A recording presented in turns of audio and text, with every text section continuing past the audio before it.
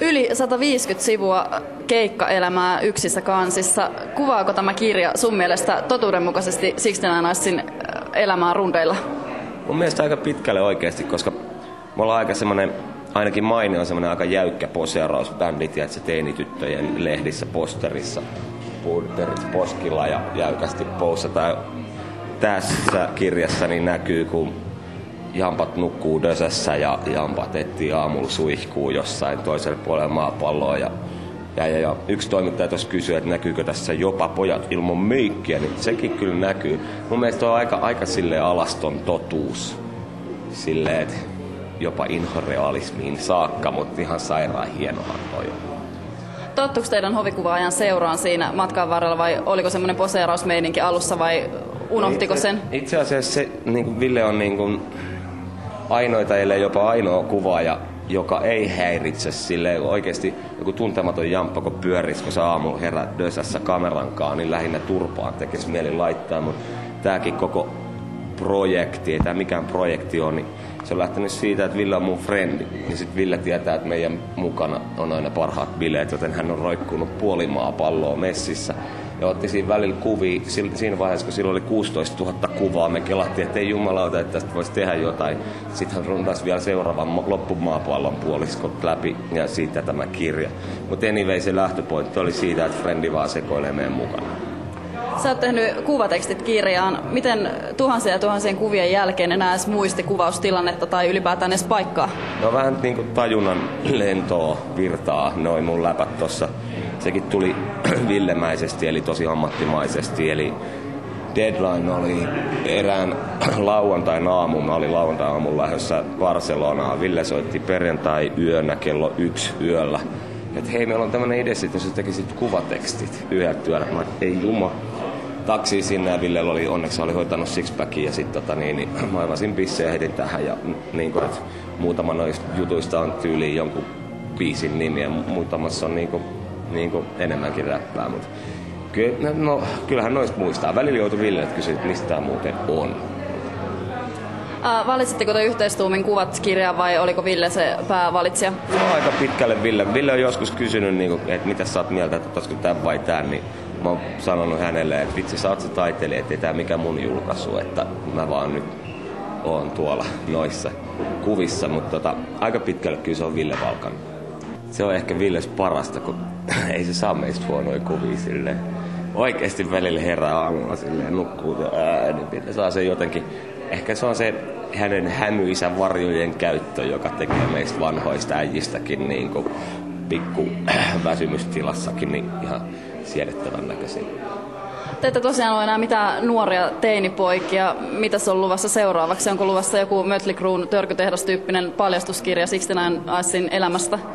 No nyt täytyy siterata meidän kitaristia Timo, joka sanoi mun mielestä tosi osuvasti, että tosi moni kustantaja on pyytänyt semmoista biografiaa meidän bändistä ja Timon vastaus siihen oli, että siitä tulisi helvetin hyvä kirja, mutta tosi sääli, että semmoista ei pysty julkaista niin kauan kuin kenenkään meidän omaisista on edes elossa, että ei kehtaa. Eli ei kyllä oikeasti, ei kyllä tuu.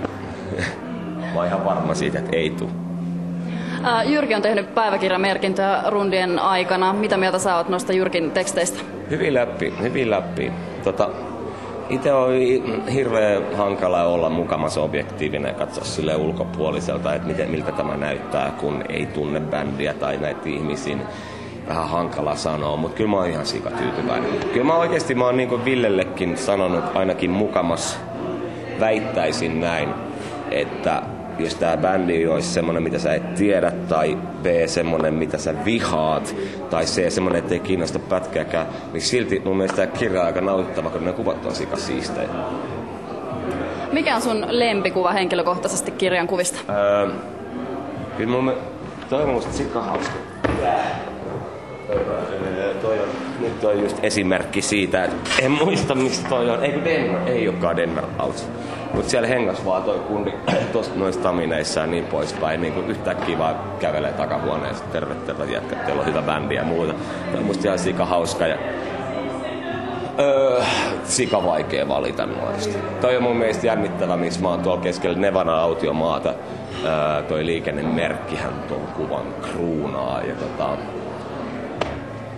on toi mun rock-tähtipose tuolla lavalla, mistä lähinnä tulta hengitän, ja sitten viereinen kuva, missä mä oon vähän uupunut 5 sekuntia Tavastian keikan jälkeen uutuneen vuonna tuohon lattialle tuuperoin. Mutta se on musta makea kuva. Siinä oli tossa just kun puhuit tosta, että onko poseerausta ja muuta, niin toi on mun mielestä aika kaukana poseerauksesta, kun mulla on taju kankaalla lattialla. Ville, sä olit 69ersin hovikuvaajana kuukausi kaupalla. Millaista aikaa tää oli? Hauskaa. Mitä jäi päällimmäisenä mieleen? Mitä jäi päällimmäisenä mieleen?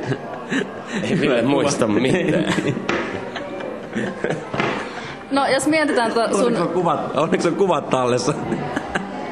No, jos mietitään nyt näiden kuvien kautta sitten, niin mitkä on semmosia sun mielestä helmiotoksia ehdottomasti kirjassa?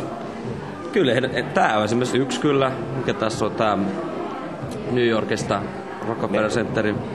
Nimenomaan. Ei, mutta tämähän on toisaalta vähän semmonen näitä tylsemmästä päästä. Kyllä voisin jotain vähän niinku, että tää on ihan ensimmäisiä kuvia, mitä otettiin, niin oli Tavastialta. Mä en tiedä, näytikö sä tämän kuvan jo tietysti? Joo, mä puhuin tosta. No niin, aivan.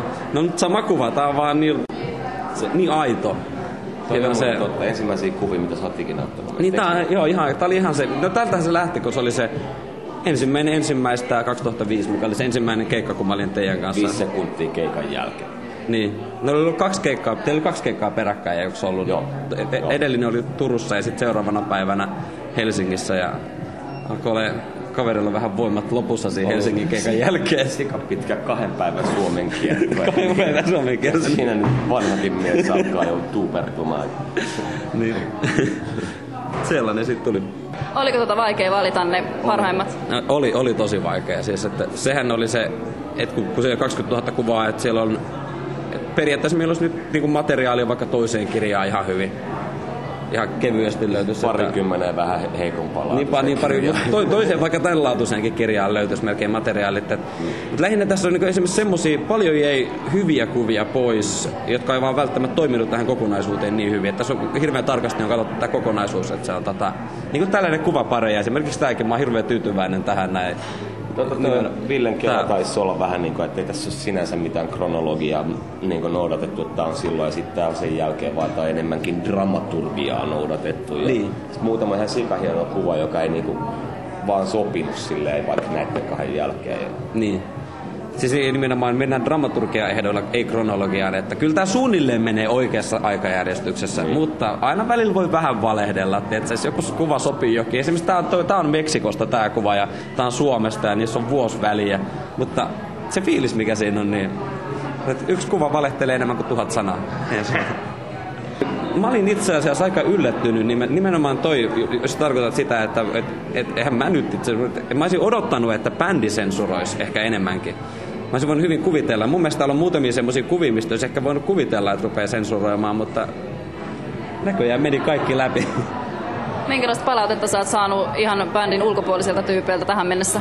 Tosi hyvä. Aivan loistava. Muun muassa, no, esimerkiksi, me oli toukokuussa oli Like järjestämä tämmönen Suomi-fest New Yorkissa ja siellä oli sitten tää valokuvanäyttely mukana ja siellä oli tämmönen runoilija kuin Hal Sirovits, joka tykkäsi tosi paljon mun kuvista siellä ja se suositteli mua jollekin tutulle galleristilleen siellä ja sitten galleristi haluaa pitää nyt näyttely jossain vaiheessa tosiaan vuoden puolella mun kuvista semmonen tunnettu Dripes Gallery, joka kustantaa tämmöistä Drives-lehteä, joka on tämmöinen niin kuin taiteen ja runollisuuden niin kuin maailmanlaajuisesti tulee niin kuin joka puolella maailmaa Japaniin ja Chileen myöten. Sä oot ehkä yksi Suomen tunnetuimmista rock-valokuvaajista. Mikä on sun seuraava työsi? Seuraava työ? Ihan seuraavaksi mä meinaan kyllä levätä nyt. Mä meinaan levätä vähän aikaa. Eli oli rankkaa aikaa 69ersin kanssa. Edellinen työ oli. Mikä mun edellinen työ? Ville kävi äsken laulaa taustalaulut 69ersin tulevalle levylle viime yönä. Joo, se on mun seuraava työ. En mä tiennyt tästä, mutta mitä helvettiin mä taas 69ersin levytyksistä tiedään, mutta Ville kävi vetää taustalaulut sen. Se on vähän sama, että täällähän on, katsot, se menee näin, niin kuin esimerkiksi katsot, että täällä on Jussin ottamia kuvia täällä kirjassa. Niin kuin esimerkiksi. No, todella. Niin. Tässä on näin, esimerkiksi tuossa on Jussin ottama kuva täällä näin ja täällä on Jussin ottama kuva, niin totta kai se menee sitten kumminkin